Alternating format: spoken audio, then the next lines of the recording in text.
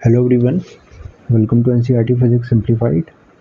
इस वीडियो में हम बात करेंगे article number 5.10 circular motion, chapter number 5 laws of motion कर रहे हैं हम। ओके, तो स्टार्ट करते हैं इसको। We have seen in chapter number 4 that acceleration of a body moving in a circle of radius capital R with uniform speed v is v square by R directed toward the centre.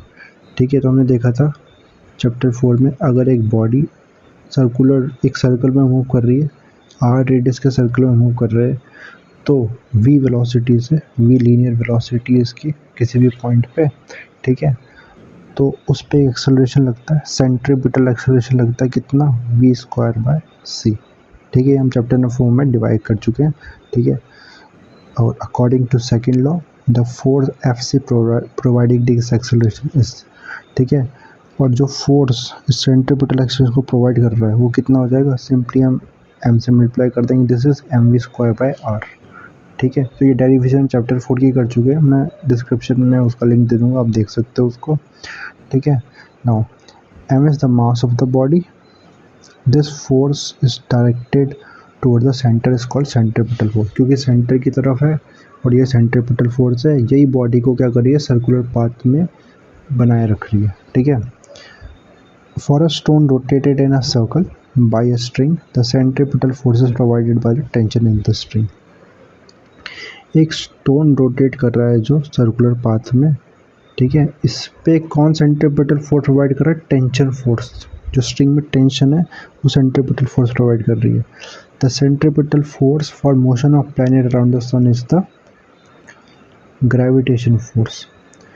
जो sun planets revolve कर रहे हैं around sun, इसमें कौन provide कर रहा है centripetal force, तो जो ग्रेविटेशन फोर्स है, ठीक है, बिटवीन सन एंड प्लैनेट, ठीक है, वो प्रोवाइड कर रहा है centripetal force.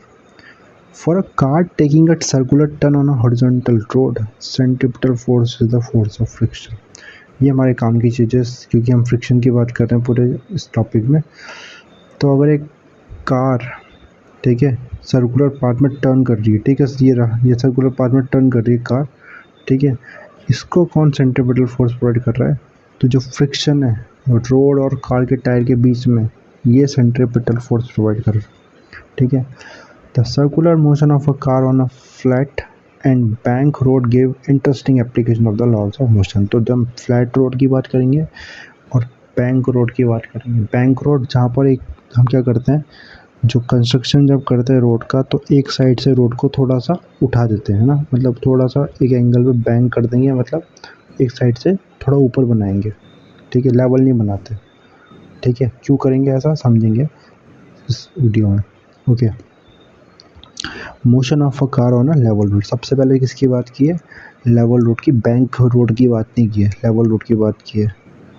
3 forces act on the car, पहला force weight of the car, ठीक है, डायग्राम दे रखा होगा यहाँ पर, डायग्राम दिया, यस दिया, देखो लेवल रोड की बात की है, तो देखो यहाँ पर तो कौन से फोर्स लग रहे हैं, देखो ये यहाँ पर वेट लग रहा है इसका, ठीक है, वेट लग रहा है, नॉर्मल रिएक्शन, वेट को नॉर्मल रिएक्शन कैंसिल आउट कर देगा, ठीक है, बैलेंस कर देगा।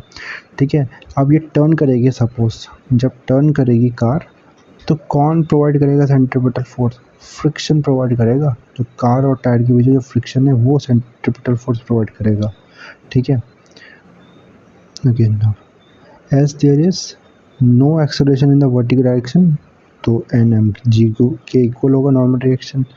The centripetal force required for circular motion is along the surface of the road and is provided by the component of the contact force between the road and the car tires along the surface, this is by definition the friction force। ठीक है, तो जो circular motion के लिए centripetal force कौन provide करेगा, तो contact force का कंपोनेंट जो पैरेलल है सरफेस के अलॉन्ग, और वो फ्रिक्शनल फोर्स है। ठीक है, तो फ्रिक्शनल फोर्स प्रोवाइड करेगा। This is the static friction and provide the centripetal acceleration. ठीक है, तो स्टैटिक फ्रिक्शन प्रोवाइड करेगा। ठीक है, static friction opposites the impending motion of the car moving away from the circle. ठीक है, जब भी कोई बॉडी सर्कुलर पाथ पर ट्रेवल करती है, इसकी टेंडेंसी क्या है, ठीक है, टेंडेंसी है बाहर की तरफ जाने की। ठीक है, और अगर हम frame of reference of the car में देखें, तो हमें लगेगा कि बाहर की तरफ एक फोर्स लग रहा है, जिसको हम सेंट्रीफ्यूगल फोर्स बोलते हैं, ठीक है। फिर से अगर कार के फ्रेम ऑफ रेफरेंस में देखेंगे, कि कोई पर्सन अगर कार में बैठा है, उसको ऐसा लगेगा कि उसको बाहर की तरफ एक फोर्स लग रहा है, सेंट्रीफ्यूगल फोर्स, सूडो फोर्स है ये, ऐसा रियल में कोई फोर्स नहीं है, ठीक है। तो ये मतलब, और अगर हम बाहर रोड के फ्रेम में देखें तो कार को क्या है, कार क्या कर रही है, इसकी टेंडेंसी है बाहर की तरफ मूव करने की, ठीक है, और ये बाहर की तरफ मूव करना चाह रही है। इस मोशन को कौन स्टॉप करता है, कौन अपोज करेगा, स्टैटिक फ्रिक्शन अपोज करेगा, ठीक है। तो स्टैटिक फ्रिक्शन ही सेंट्रीपिटल एक्सेलरेशन प्रोवाइड करेगा, ठीक है। Static friction opposes the impending motion of the car, ठीक है। इम्पेंडिंग मोशन जो मोशन हो नहीं पाएगा, ठीक है, इस कार की टेंडेंसी बाहर जाने की, लेकिन नहीं जा पाएगी स्टैटिक फ्रिक्शन की वजह से। यूजिंग इक्वेशन, ठीक है, तो हमें पता है स्टैटिक फ्रिक्शन का जो फॉर्मूला था वो क्या था, F is less than equal to mu s, और यही सेंट्रीपिटल फोर्स प्रोवाइड कर रहा है, ठीक है। तो यहाँ से जब हम रखेंगे तो देखो क्या हो जाएगा, दिस विल बी, हम क्या कर सकते हैं यहाँ पर वी स्क्वायर निकालना चाह रहे, वेलोसिटी निकालना चाह रहे हैं कि मिनिमम वेलोसिटी क्या रखनी पड़ेगी ताकि कार सर्कुलर पाथ पे बने रहे। तो क्या किया इसमें, आर को इधर भेज दिया, एम को इधर भेज दिया, तो क्या आ गया ये, this will be mu S R N upon M. तो वी स्क्वायर क्या आ रहा है यहाँ से, v square is less than equal to mu S R N M G, M M देखो एम को क्या, एन को क्या लिख सकते हैं, N is nothing but M G. तो यहाँ से जब एम जी लिखा तो एम से एम कैंसिल हुआ, तो v square is less than equal to mu S R G, ठीक है। इतनी वेलोसिटी होनी पड़ेगी, ठीक है, मिनिमम वेलोसिटी जो कार की होगी ताकि वो सर्कुलर मोशन बने रहे, वो क्या हो जाएगी, जस्ट अ सेकेंड। तो मिनिमम वेलोसिटी जो मैक्सिमम वेलोसिटी है, ठीक है, सॉरी मिनिमम नहीं, मैक्सिमम वेलोसिटी जो कार की हो सकती है ताकि वो सर्कुलर मोशन में बने रहे, ठीक है, टर्न करते हुए सर्कुलर पाथ में, वो कितनी होनी चाहिए, यहाँ से ही आ गया root of mu S R G. इससे ज़्यादा वेलोसिटी अगर हो गई तो कार सर्कुलर मोशन में नहीं रहेगी, ठीक है, सर्कुलर ये टर्न से क्या हो जाएगी, बाहर निकल जाएगी सर्कुलर पाथ से, ठीक है। और आप देख रहे हो ये जो है, दिस इज, इसमें मास ऑफ द कार कहीं पर भी नहीं आया, तो ये मास ऑफ द कार के इंडिपेंडेंट है ये वेलोसिटी, ठीक है। This shows that the value of mu S N R, it is maximum speed, तो इतनी स्पीड होनी चाहिए mu S R G. Mu क्या है, coefficient of friction between the road and the car, capital R है normal reaction, and G is sorry, capital R not normal reaction, this is the radius of the circular path, okay, and g small g is the acceleration due to gravity, ठीक है। तो देखो अब जितना ज़्यादा friction ज़्यादा होगा उतनी मैक्सिमम वेलोसिटी बढ़ सकती है, ठीक है, जितना ज़्यादा फ्रिक्शन होगा क्योंकि उतना ज़्यादा वेलोसिटी परमिट होगा उस रोड पे बैंक टर्न करने के लिए, ठीक है, जी कांस्टेंट है। और एक और चीज़ है, देखो जितना ज़्यादा रेडियस होगा, मतलब अगर आपको ज़्यादा वेलोसिटी से टर्न करना है तो आपको ज़्यादा बड़े रेडियस से टर्न करना पड़ेगा, जितना बड़ा रेडियस होगा उतनी ज़्यादा वेलोसिटी हो सकती है, ठीक है। तो आई होप कि आप बात समझ में आई होगी, ठीक है। इसके बाद अब बात करते हैं किसकी, बैंक रोड की बात करते हैं, ठीक है।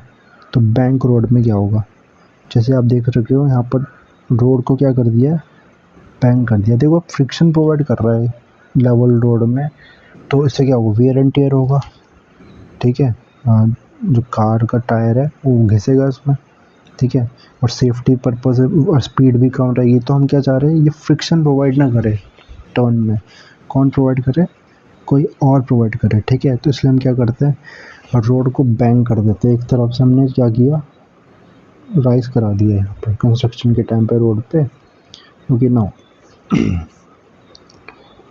motion of a car on a bank road, we can reduce the contribution of friction to the circular motion of the car if the road is bank, road को बैंक कर देंगे, ठीक है, एक तरफ से राइज करा देंगे।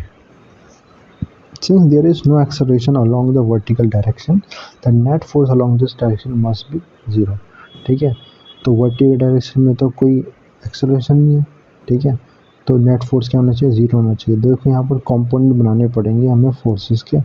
देखो इस कार पे कौन कौन से फोर्सेस लग रहा है, ठीक है। तो सबसे पहले ये यहाँ पर लग रहा है, ठीक है, इसका वेट नीचे लग रहा है यहाँ पर mg, ओके।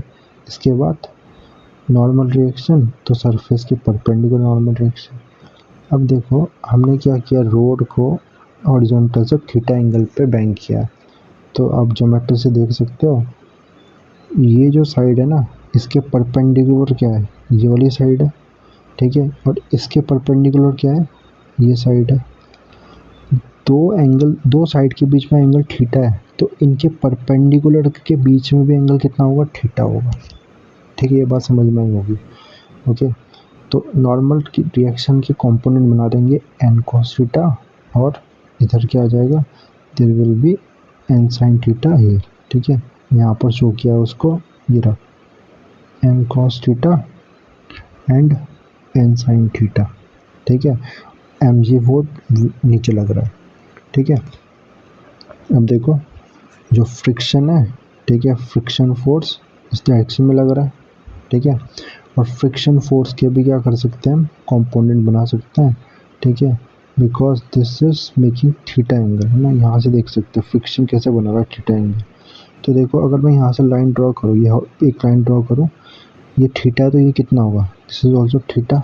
तो फ्रिक्शन के भी दो कंपोनेंट बन जाएंगे, एफ कॉस थीटा और एफ साइन थीटा जो दिया है यहाँ पे। तो ये कौन, तो फ्री बॉडी डायग्राम बन गया देखो कार का ये, ठीक है। सारे फोर्सेस तो हम दिखा रहे हैं, ठीक है। एन कॉस थीटा, नीचे एफ साइन थीटा mg और एफ कॉस थीटा। अब देखो क्या बोला था कि वर्टिकल डायरेक्शन में कोई भी एक्सेलरेशन नहीं है, ठीक है। तो एन कॉस थीटा किसके बराबर होना चाहिए, N cos theta should be equal to F sine theta plus mg, यहाँ लिखा भी है M cos theta should be equal to mg plus F sine theta because there is no net force along the vertical direction, ठीक है, पहली equation. दूसरी equation, the centripetal force provide by the horizontal component N and F. Centripetal force कौन provide कर रहा है, तो देखो डायग्राम में ये एन साइन थीटा और एफ कॉस थीटा प्रोवाइड कर रहा है सेंट्रीपिटल फोर्स। तो M v square upon R, centripetal force कितना होता है, M v square upon R, वो किसके बराबर होगा, N sine theta plus F cos theta के, ठीक है। अब जो फ्रिक्शन है, this is equal to less than equal to mu s, ठीक है। एफ तो mu s less than equal to mu S होता है, ठीक है। तो मैक्सिमम वैल्यू पुट कर देंगे हम, to obtain v max v put, ठीक है। मैक्सिमम हम क्या निकालना चाह रहे हैं इसमें, मैक्सिमम वेलोसिटी कितनी रख सकते हैं हम बैंक रोड पे कार की, ठीक है। तो मैक्सिमम कितनी आएगी फ्रिक्शन की value, limiting case of static friction this will be mu S N, ठीक है।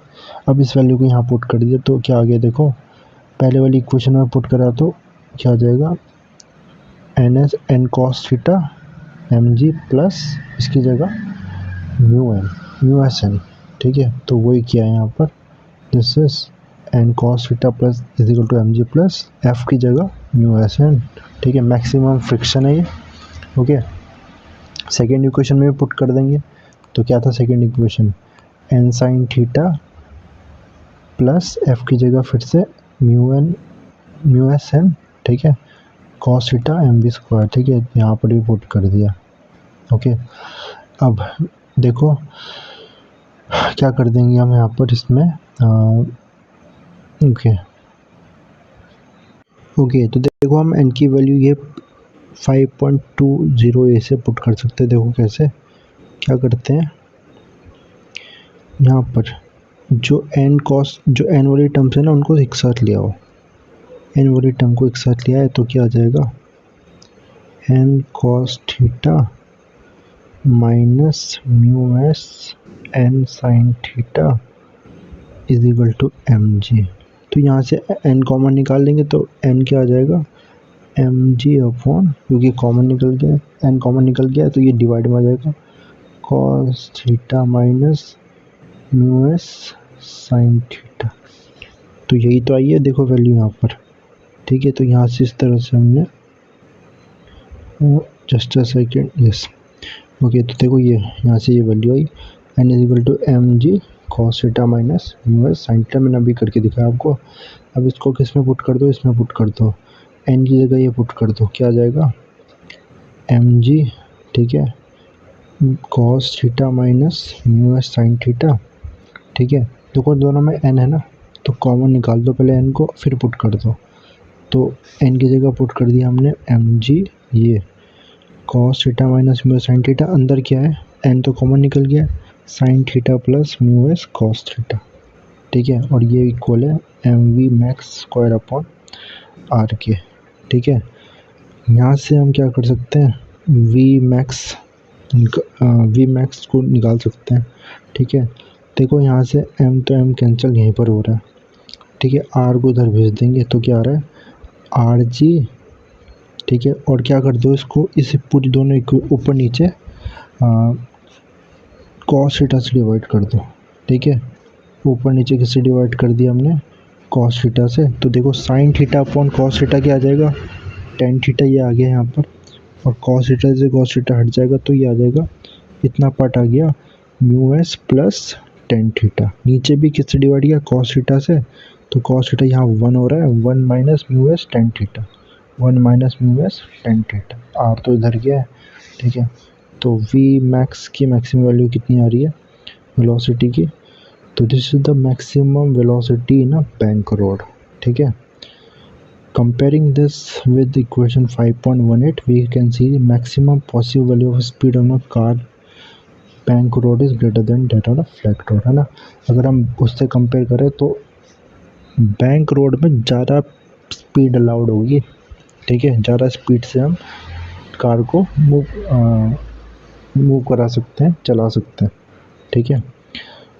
अगर कोफिशिएंट ऑफ फ्रिक्शन 0 हो जाए, कोई फ्रिक्शन हो आइडियल केस में, ठीक है, तो क्या होगा उस केस में, तब ये देखो ये वाला पार्ट 0 हो जाएगा, ये यहाँ पर ये 0 हो गया और ये 0 हो गया, तब क्या आ गया R G tan theta of root, ठीक है। तब क्या आ जाएगा v nought, this will be R G tan theta 1/2, ठीक है। At the speed friction force is not needed at all, ठीक है। और इस स्पीड पे फ्रिक्शन की ज़रूरत ही नहीं है क्योंकि हमने म्यू एस को 0 ले लिया, ठीक है। तो इसमें फ्रिक्शन फोर्स की ज़रूरत नहीं है। अगर स्पीड पे चलेंगे तो बिना फ्रिक्शन के हम क्या कर सकते हैं, टर्न कर सकते हैं, ठीक है। तो और टायर पे भी कोई इम्पैक्ट नहीं पड़ेगा इसका, वेयर एंड टियर नहीं होंगे, okay. Driving at the speed on a bank road will cause little wear and tear of the tyres. The same equation will tell you that v is less than v naught. Friction forces will up the slope and the car can be parked only if tan theta is less than equal to mu s, ठीक है। लेकिन अगर क्या होता है, देखो जो हमारी वेलोसिटी है वो इस वेलोसिटी से कम हो जाएगी, ठीक है। इस वेलोसिटी से कम हो जाएगी तो देखो जो फ्रिक्शन फोर्स है ना, ठीक है, डायग्राम कहाँ गया ये रहा, ठीक है। उस केस में अगर v नॉट से कम हो जाए वेलोसिटी तो friction force up the slope लगेगा, ठीक है, क्योंकि कार अप की टेंडेंसी कहाँ होगी, इस तरफ मूव करने की, ठीक है। और friction force up the slope लगेगा, और इस केस में देखो और ऐसा हो रहा है तो ये यहाँ पर ये माइनस आएगा फिर, ठीक है, क्योंकि अब फ्रिक्शन फोर्स क्या कर रहा है, इसको अपोज कर रहा है, ठीक है, ऑपोजिट है। जो इसमें तो दोनों क्या कर रहे हैं, दोनों फोर्सेस उसको सेंट्रीपिटल फोर्स प्रोवाइड कर रहे हैं, mu S plus tan theta था, उस केस में mu S minus tan theta हो जाएगा क्योंकि ऑपोजिट है, ओके। और अगर ये कार को तभी हम पार कर सकते हैं, तब कौन बड़ा होना चाहिए, म्यू एस बड़ा होना चाहिए या म्यू टेन थीटा बड़ा होना चाहिए, क्योंकि म्यू एस क्या कर रहा है, उसको up the slope, friction force ही क्या कर रहा है, उसको अप द स्लोप लग रहा है, ठीक है। पार को तभी पार कर सकते हैं जब ये बड़ा होगा, ये इक्वल या ग्रेटर देन होगा टेन थीटा के, ठीक है। तो tan theta is less than equal to mu s होगा, तभी हम कार को पार कर पाएंगे अगर हमारी वेलोसिटी इस वी नॉट से कम होगी, ठीक है। आई होप ये आपको समझ में आएगा। इस नेक्स्ट वीडियो में हम सॉल्विंग प्रॉब्लम मैकेनिक्स की बात करेंगे। Thanks for watching.